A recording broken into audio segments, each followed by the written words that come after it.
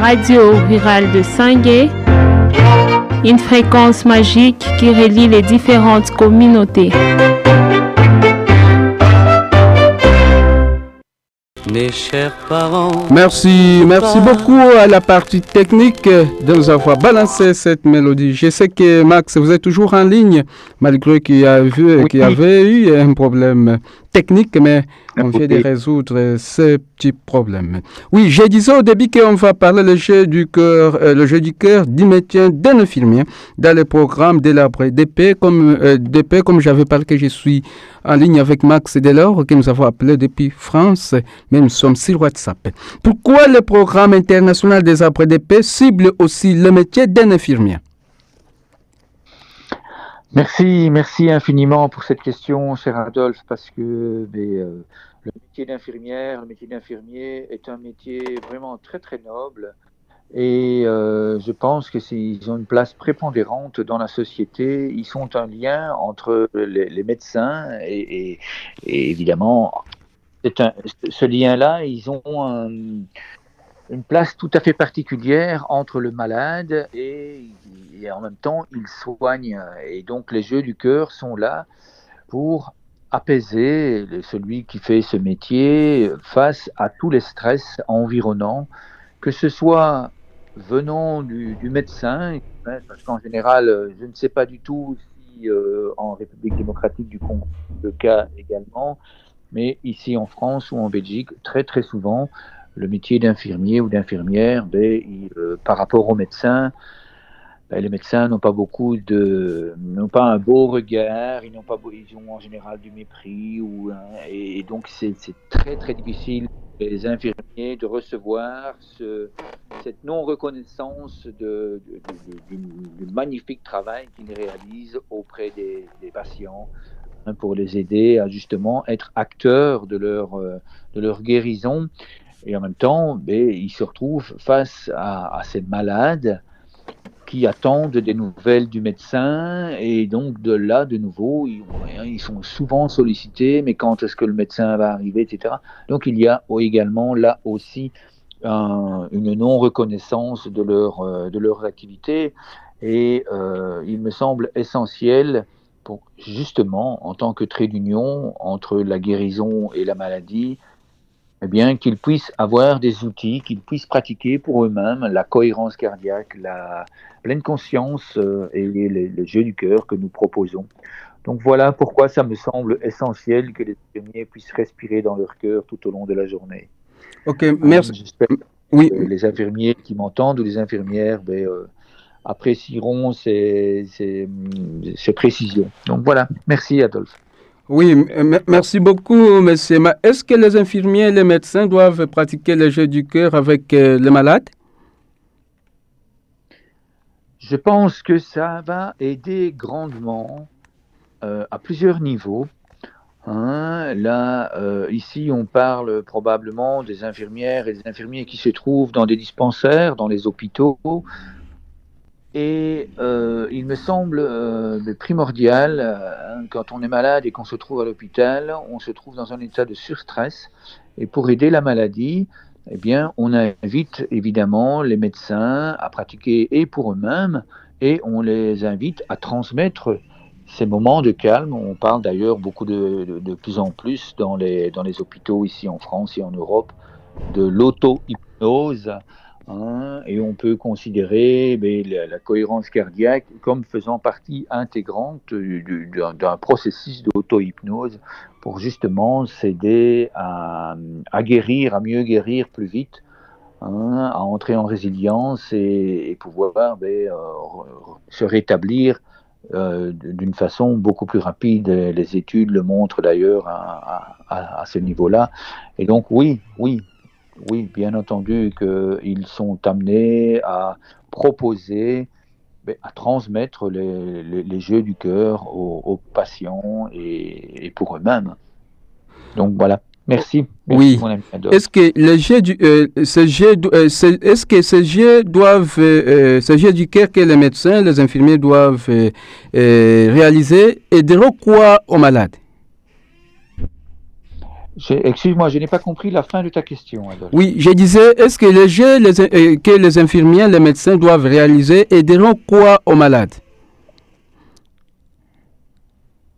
Oui? Oui, alors, Oui. Il y a un mot que je ne comprends pas. Et ce dont pas qu'est-ce que ces jeux doivent apporter maintenant aux malades? Ah, voilà. Oui, Ok, voilà. Je te remercie d'avoir changé les mots. merci beaucoup. Oui, Il y a parfois comme ça dans les communications, ça ne passe pas. Et donc, ce que ça apporte aux malades, ben, c'est justement, comme je viens de l'exprimer, la possibilité d'entrer en un rétablissement d'une façon beaucoup plus rapide, d'entrer dans un état d'apaisement et un état d'équilibre psychophysiologique, mais paisible et bienveillant envers eux-mêmes, c'est-à-dire qu'ils deviennent les meilleurs partenaires pour eux-mêmes.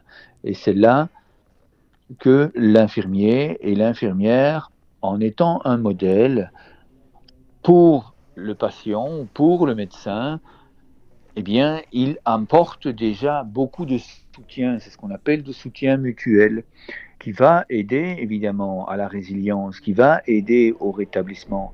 Lorsqu'on arrive à l'hôpital et qu'on voit des infirmiers qui sont surexcités, énervés, agités, anxieux, mais ça n'incite pas à être apaisé, à être en équilibre, à être en harmonie. Au contraire, lorsque on arrive dans une salle de consultation ou lorsqu'on est en famille et que l'infirmier arrive avec le sourire, qu'on l'entend chantonner, qu'on l'entend venir avec une grande confiance en lui, avec une belle estime de lui, et qui se présente avec un grand sourire, parce qu'il pratique lui-même les jeux de respiration, eh bien, ça donne envie, en tant que patient, en tant que malade, ça donne envie de reproduire ce modèle de l'infirmier ou de l'infirmière qui est bien. Et on a envie à ce moment-là de lui poser des questions, de lui demander, mais comment se fait-il que vous êtes toujours apaisé? Comment se fait-il que vous êtes souriant et joyeux? Et comment se fait-il que vous êtes comme ça? Moi, je voudrais bien être comme vous. Et voilà déjà une possibilité d'entrée de jeu, rien que par l'attitude, rien qu'en étant un arbre de paix, qui pratique les jeux du cœur, eh bien, ça apporte déjà une guérison aux malades et ça donne envie d'être comme cela également, et ce, quelle que soit la maladie, évidemment. Et pour les maladies à longue durée, je pense ici aux enfants qui sont dans les hôpitaux pendant plusieurs mois, eh bien, ils peuvent construire, ils peuvent créer et inventer des jeux. Et comme cela, on peut, avec ces jeux qui sont créés, on peut en faire des recueils, on peut en faire des guides. Laisse-moi vous poser une question là que vous allez répondre par rapport à cette thématique. Pourquoi les infirmiers sont aussi impliqués de créer les jeux du cœur? Ah, voilà, je te remercie. Je te prie de m'excuser, j'ai anticipé. Oui, merci. Je te prie de m'excuser, Adolphe. Et donc, voilà. Créer les jeux du cœur et créer des recueils, créer des guides avec les patients qui viennent à l'hôpital, du moins ceux qui viennent pour un temps plus long, eh bien c'est important parce que ces malades, ils peuvent se sentir utiles. Quand on est parfois plusieurs jours ou voire plusieurs semaines dans un hôpital, eh bien c'est difficile de rester assis assis dans la chambre ou bien couché dans le lit sans pouvoir sortir presque ou juste aller au bord de l'hôpital. Et à ce moment-là, on se sent impuissant. Tandis que lorsqu'on va près de l'arbre de paix et qu'on a l'occasion de sortir, ou même que dans le couloir, il y a un arbre de paix ou qu'il y a des images d'arbres dans la chambre, eh bien ça apaise. Et le fait de pouvoir créer ces jeux du cœur, et de pouvoir les donner aux infirmiers qui sont là, pouvoir faire des photos, pouvoir exprimer, décrire, voilà, moi je vais inspirer à ce moment-là, je vais expirer à ce moment-là, et je fais tel mouvement, et je vais appeler ce jeu-là de telle façon. Comme ça, les infirmiers, quand ils arrivent dans une autre chambre avec un nouveau malade ou quoi que ce soit, eh bien, il peut montrer le recueil, il peut montrer le guide, et il peut proposer de faire, voilà, nous avons déjà eu plusieurs malades, ça aide à mieux guérir, ça aide à mieux accepter le fait qu'on se trouve dans une chambre et que parfois on souffre, on a mal. Eh bien, ça aide justement à défocaliser l'attention sur la douleur, sur le fait qu'on est enfermé, sur le fait qu'on n'est pas bien. Et donc, ça permet de mieux guérir, d'aller plus vite et de se sentir utile, parce que ces jeux-là qui sont dans le recueil, eh bien, il y a d'autres enfants dans d'autres hôpitaux dans le monde, dans d'autres écoles dans le monde qui peuvent les pratiquer, et en même temps, ça apporte du soutien. J'offre, même si je suis malade, j'offre du soutien à d'autres personnes dans le monde, et ces autres personnes peuvent m'apporter du soutien. Nous avons eu l'occasion une fois de voir, c'était des enfants d'Ovira notamment, qui étaient allés faire une visite dans le dispensaire, et on voit les enfants qui sont près de 2 ou 3 personnes assises sur un banc près d'un arbre de paix, et tout le monde est là avec les mains sur le cœur. Et on voit les personnes qui sont sur le banc, qui se posent des questions, qui sourient, etc.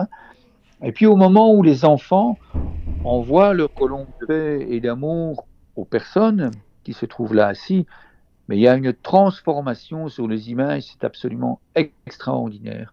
Le sourire de ces personnes-là qui ressentent l'amour reçu par les enfants et qui, à leur tour, évidemment, peuvent envoyer leur colombe de paix aux enfants qui sont tout près.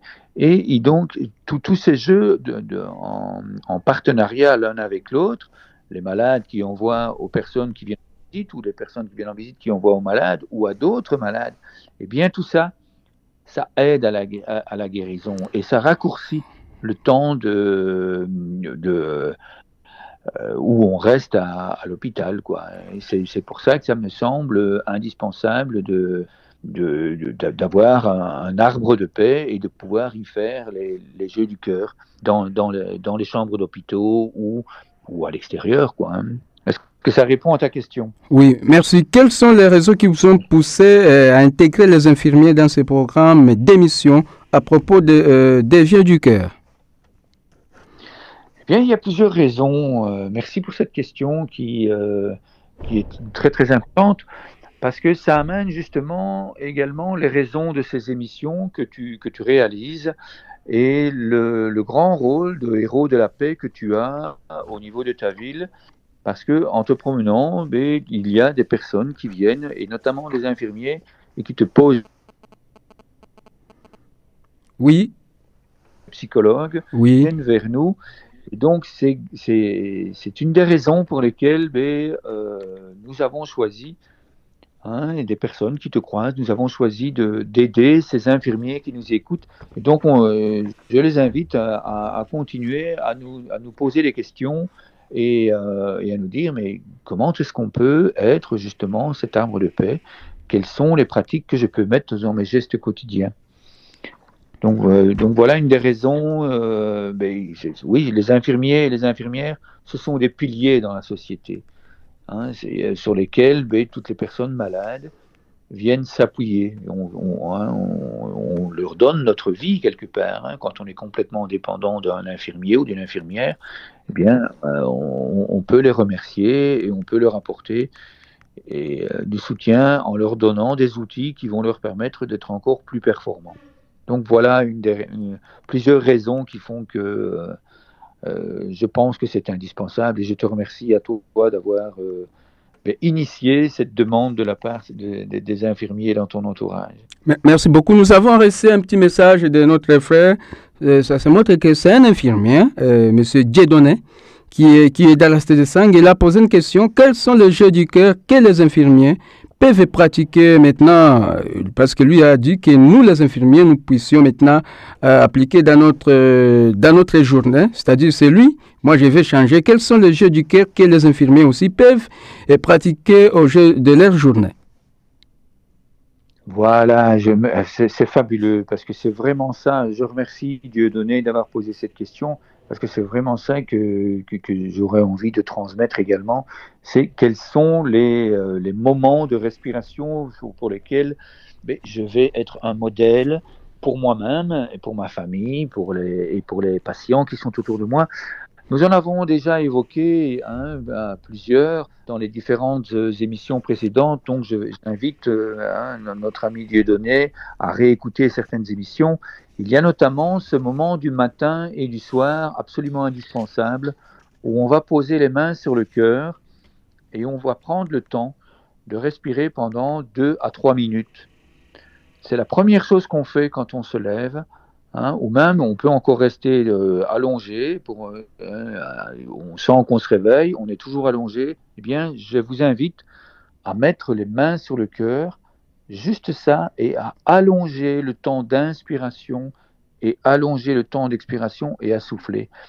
Avec des pensées, d'émerveillement, avec des pensées voilà, je suis heureux d'être infirmier ou infirmière. Aujourd'hui, je vais apporter beaucoup de soutien aux malades, je vais être un modèle pour eux, je vais leur apporter beaucoup de bien, ils vont grâce à moi, ils vont guérir encore plus vite. Mes gestes sont posés, mes gestes sont fluides, mes gestes sont précis. Et en étant comme ça, j'apporte énormément de soutien.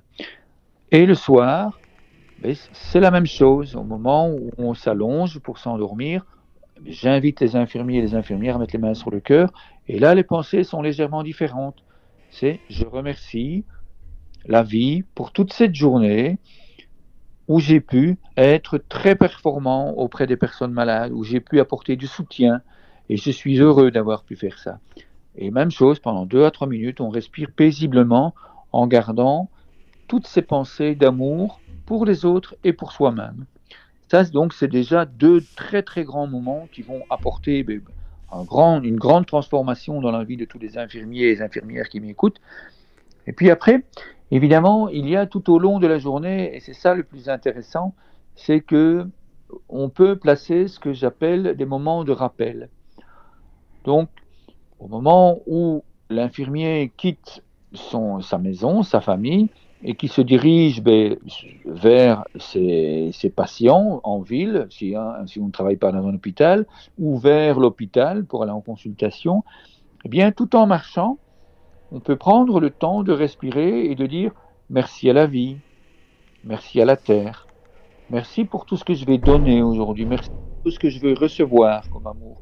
Tout en marchant, en inspirant, on fait 4-5 pas en inspirant, et puis on fait 4-5 pas en expirant, tout en continuant à avoir ce type de pensée. Une fois qu'on est en consultation, eh bien, quand on arrive dans la salle de consultation ou quand on arrive dans une famille, eh bien, on prend le temps de poser les mains sur le cœur. Lorsqu'on arrive, on dit bonjour en gardant les mains sur le cœur, avec un sourire, et on invite toutes les personnes dans la pièce qui sont là, que ce soit à l'hôpital ou que ce soit dans les familles. On invite personne, voilà, je vous propose de respirer 4 ou 5 fois ensemble, avec les mains sur le cœur, en remerciant la vie, tout simplement. C'est un acte que vous allez pouvoir poser et qui va aider grandement les personnes qui sont là autour de vous, qui sont dans l'attente de soutien. Donc tout ça, ce sont des gestes qui vont vous apporter beaucoup d'estime de vous-même et qui vont apporter énormément de soutien aux malades. Et puis évidemment, il y a tous les gestes techniques. Chaque fois qu'on va prendre un thermomètre, par exemple, on va pouvoir prendre un temps de respiration. On n'est pas obligé d'arrêter pour ça. Mais on se rappelle, oui, tiens, quand je prends le thermomètre, eh bien, je prends le temps de respirer plus lentement. Ou quand je prends un pansement pour nettoyer une plaie ou pour nettoyer une blessure, j'ouvre le pansement et en ouvrant la protection du pansement, eh bien, là aussi, je vais prendre le temps d'inspirer lentement et de souffler très doucement. Donc, ce sont tous des petits gestes comme ça qu'on va ritualiser. Donc, j'invite vraiment les infirmiers et les infirmières à réfléchir, tiens, quels sont les gestes principaux que je fais très régulièrement sur la journée? Quand je prends un dossier, quand je prends une personne par la main pour la conduire quelque part, eh bien, à ce moment-là, ça va permettre à l'infirmier ou à l'infirmière de respirer paisiblement toute la journée et d'être cet arbre de paix pour toutes les personnes qui sont autour. Donc voilà. Et si il y a d'autres messages, Oui, des demandes oui, nous avons, je peux encore aider. oui, nous Oui. avons reçu un autre message de Monsieur Gilles Akili qui a envoyé le message depuis la cité des Sangs. Il a aussi posé que c'est beaucoup d'hôpitaux n'ont pas d'arbres. Où peut-on réaliser maintenant ce jeu duquel que vous venez de citer? Ah, c'est une excellente question, ça. Eh bien, déjà, si c'est proposé une activité, l'ONG internationale Les Arbres de Paix, donc propose justement d'inaugurer des arbres de paix. Et en général, on propose d'inaugurer de grands arbres de paix. Donc, c'est inviter les médecins, inviter les gérants de l'hôpital à planter les arbres, demander aux écoles qui viennent et qui proposent d'inaugurer un arbre et à planter un arbre de façon à ce qu'il y en ait. Ça, c'est une première possibilité. Il y a là une autre possibilité, c'est de mettre des arbres dans des pots et de les placer dans les couloirs.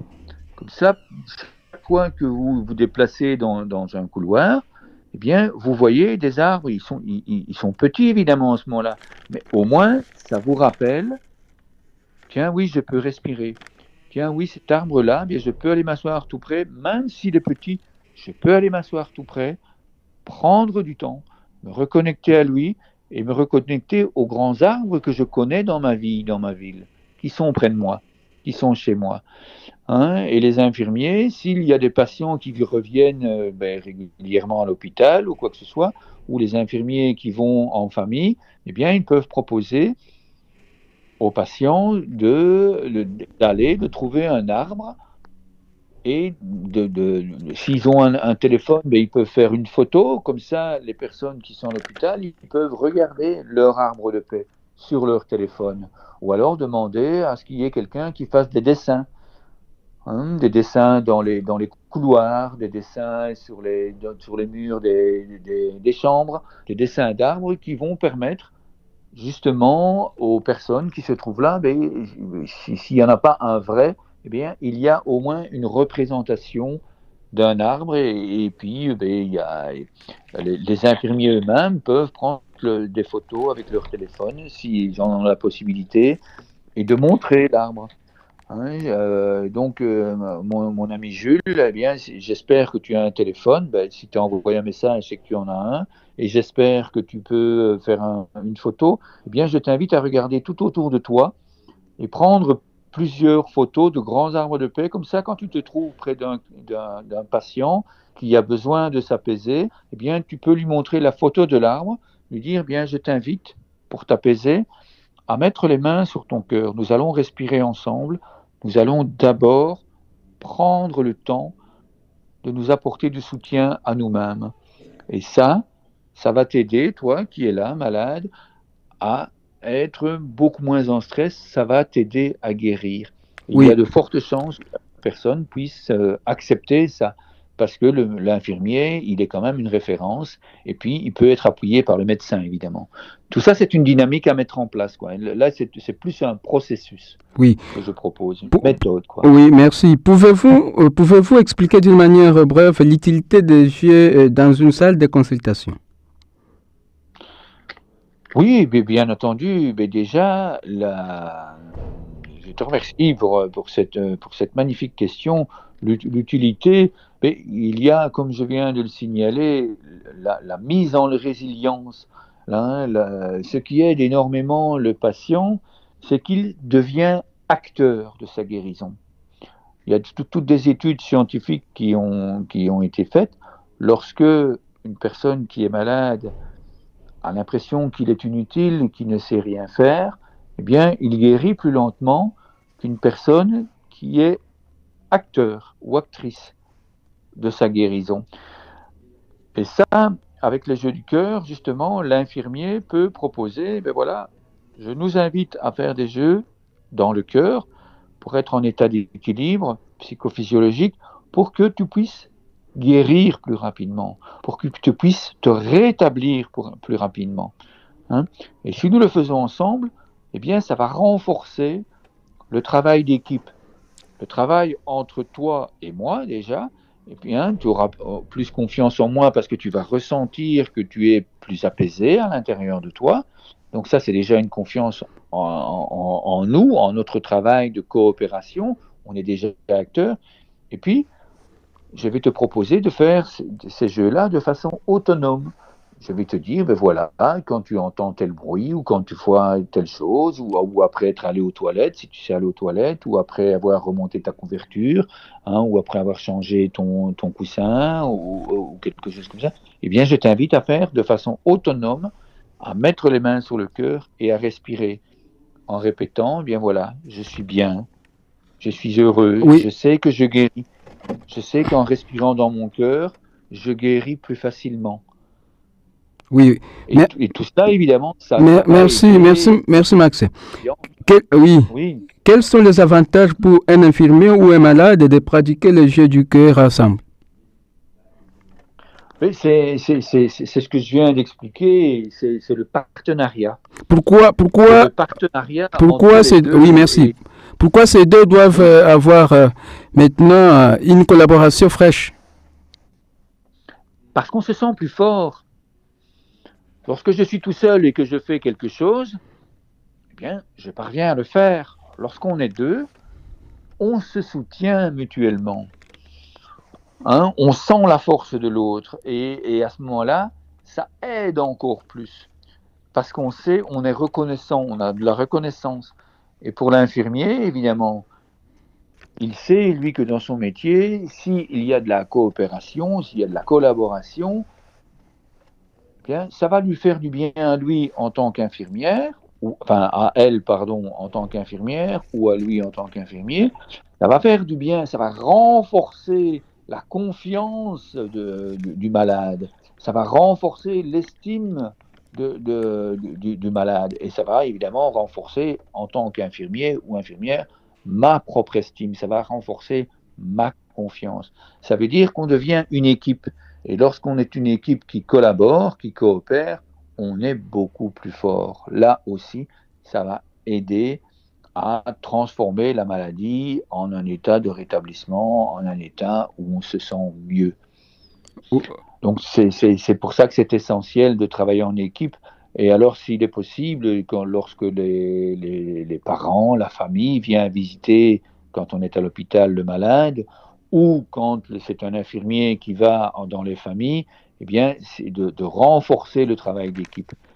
Évidemment, si on fait le travail entre l'infirmier et le malade, c'est déjà bien. Et si en plus, lorsque l'infirmier n'est pas là, le malade fait un travail avec l'équipe de la famille au niveau de ces jeux de respiration dans le cœur, au niveau de ce soutien de l'arbre de paix qui est toujours là, eh bien, ça va encore aider à se sentir bien, à se sentir heureux, à se sentir apaisé par rapport au fait que oui, on est là, pour le moment on est malade, mais on espère qu'on va aller de mieux en mieux et que ça aide. Ce travail de coopération, ce travail d'entraide, de soutien, mais là aussi, c'est reconnu parmi les études scientifiques, ça aide dans la guérison. Ok, merci. Donc voilà. Monsieur Max, pourquoi votre programme cible les infirmiers et les enseignants? Parce qu'ils sont, là aussi, je disais tout à l'heure que les infirmiers sont des piliers dans la société, tout comme les pompiers et les médecins, et les enseignants, c'est pareil. Les enseignants et les infirmiers, eh bien, ils sont l'avenir des enfants, l'avenir de la guérison, l'avenir du fait que toutes les personnes, toutes les familles qui sont dans leur entourage, eh bien, ils sont amenés à prendre soin d'eux.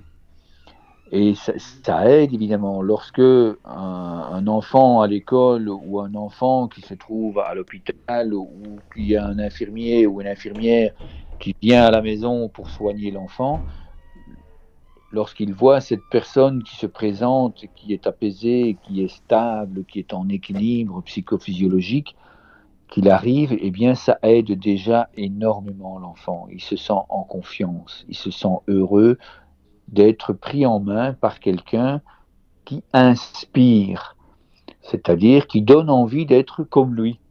C'est ça l'inspiration en fait qu'on propose. Et c'est pour ça qu'on cible dans le programme, qu'on cible également tous les psychologues, tous les psychiatres, tout le personnel qui encadre lorsque dans un hôpital ou dans un dispensaire. Ça va bien au-delà que les infirmières ou les infirmiers, ça va bien au-delà que le médecin. C'est tout le personnel qui se trouve dans le dispensaire ou dans l'hôpital qui est amené à justement être des modèles pour toutes les personnes qui se trouvent là. C'est au niveau sociétal, ça a un impact au niveau sociétal. Et c'est pour ça que je suis très très heureux d'être ici et de pouvoir transmettre grâce à toi, grâce à ton équipe autour de toi et à l'association GKSBL notamment, de pouvoir transmettre toutes ces merveilles afin qu'il y ait un maximum d'enfants et de personnes qui puissent justement être résilients, qui puissent être acteurs de leur mieux-être, acteurs de leur bien-être et acteurs de leur guérison en cas de maladie, tout simplement. Oui, pourquoi? Nous avons des témoignages d'ailleurs, excuse-moi, Adolphe, parce que là, je pense que ça peut être intéressant. Retiens ta question si tu veux bien. C'est un témoignage d'une personne qui tremblait dans son lit, qui était atteint il avait l'impression qu'il allait entrer dans une crise de paludisme. Et donc, je sais que chez vous, c'est très, très présent. Et il s'est levé. Et puis, il est allé près de son arbre de paix. Et sa famille a été très surprise. Et il se demandait, mais qu'est-ce que tu fais et pourquoi? Et lui, comme il l'avait déjà pratiqué plusieurs fois, et il savait que ça lui faisait du bien, donc il est resté une bonne demi-heure près de son arbre de paix, à respirer dans le cœur. Et puis, il est venu s'allonger. Au moment où il s'est allongé, il a senti qu'il allait là enfin pouvoir s'endormir et que la maladie allait pouvoir partir, qu'il n'allait pas justement entrer dans la maladie du paludisme. C'était ça qu'il avait très peur. Et il exprime le fait qu'il a très très bien dormi. Oui, mais merci, merci Max. C'est parti, quoi. Merci. Avec plaisir. Pourquoi, oui, laisse-moi, parce qu'il nous reste au moins 6 minutes pour mettre fin à cette émission. Pourquoi l'ONG internationale, les Arbres de Paix, collabore avec les infirmiers à travers le monde? Justement, je pense que c'est pour cela aussi le témoignage que je viens de donner. Eh bien, ok, merci. Nous pouvons, merci comme vous avez déjà donné quelques témoignages. Vous, en tant qu'initiateur de ce programme, pourquoi invitez-vous les infirmiers, les médecins, à réaliser les jeux du cœur dans leur métier? Pour favoriser le mieux-être, pour favoriser le fait que il y a ce qu'on appelle de la prévention. En général, quand on va à l'hôpital, c'est parce qu'on est déjà malade. Et même comme ça, il y a la possibilité de faire de la prévention. C'est-à-dire que en proposant ces fameux jeux du cœur, en proposant d'aller près d'un arbre de paix, on va pouvoir transmettre le fait que, une fois que vous serez guéri, eh bien, vous pourrez continuer à faire ces jeux. Et le fait de continuer à faire ces jeux, eh bien, ça va aider votre corps à rester en meilleure santé. Vous serez plus enthousiaste, vous serez plus joyeux, vous aurez un système immunitaire qui va répondre plus rapidement lorsqu'il y aura des virus ou des bactéries qui risquent de vous rendre malade. Eh bien, le corps va réagir beaucoup plus vite parce que vous êtes dans un état d'équilibre psychophysiologique, mais en équilibre et en harmonie, et donc la maladie ne va pas pouvoir se développer parce que vous serez plus fort. Et donc, plus ces jeux vont être développés de façon régulière et transmis de façon orale, et même avec les guides, comme je disais tout à l'heure, eh bien, plus ça va anticiper les maladies. Lorsque je suis en colère à la maison et que je fais un faux mouvement, c'est là que les accidents arrivent. Je renverse une chaise, je fais tomber une table, je casse un verre ou une bouteille ou quelque chose comme ça, et c'est là que je me blesse. Il y a un enfant qui est à côté, il marche sur le morceau de verre de la bouteille que je viens de casser parce que j'étais en colère. bien, si je suis moi-même en état de paix à l'intérieur de moi, je vais me déplacer plus tranquillement, avec des gestes plus fluides, et j'aurai moins tendance à renverser des tables, j'aurai moins tendance à briser une bouteille. Et donc, il y aura beaucoup moins d'accidents domestiques, je vais dire. Et c'est pour ça, c'est absolument, nous pensons que c'est indispensable que les infirmiers, les psychologues, les médecins puissent transmettre ça directement aux familles. C'est pour qu'il y ait beaucoup moins de blessures et de prévention, parce que parfois l'angoisse est tellement puissante et tellement forte qu'on développe des maladies qui ne se développeraient pas si, au contraire, on était plus apaisé. Hein. Les maladies de cœur, par exemple, il y a certaines maladies de cœur qui sont causées par le stress, que si on respire dans le cœur, il y a moins de stress, donc il y a moins de maladies cardiovasculaires. Ok, merci beaucoup. Il nous reste 2 minutes pour mettre fin à cette émission. Il serait bien de donner les derniers mots par rapport au GDK que les infirmiers doivent pratiquer dans leur vie courante, en fait que les auditeurs puissent aussi capitaliser un élément important sur la création de jeûne du cœur. Oui, eh bien, je dirais transmettez, et surtout transmettez par la pratique, par votre pratique personnelle, parce que ce sera beaucoup plus simple si vous pratiquez vous-même. Quand vous arrivez, vous êtes déjà un modèle. Vous donnez envie aux personnes qui sont près de vous et qui vous voient comme ça de pratiquer également les jeux. Ça va vous permettre, en tant que praticien de ces jeux du cœur, de pouvoir transmettre beaucoup plus facilement. Donc voilà ce que je propose à nos chers amis auditeurs, et vraiment je les invite, je remercie à nouveau la radio, je remercie toutes les personnes qui ont envoyé des messages. Posez des questions, demandez-nous, nous sommes là, nous n'avons qu'une seule chose, c'est vous aider, vous encourager, vous dire à quel point vous êtes merveilleux. Voilà. Merci. Nous disons grandement merci à tous les fidèles auditeurs qui sont toujours à l'écoute de notre chère émission, où aujourd'hui nous avons développé sur le jeûne du cœur du médecin d'un infirmier. Je suis en ligne avec Max Delors, qui est le président du conseil d'administration de l'ONG internationale des arbres de paix. La partie technique est toujours assurée par Immaculée Kachana. À la présentation, appelle-moi Adolphe Ourmadiou. Nous disons au revoir, à la prochaine occasion, à la même heure, sur la même fréquence.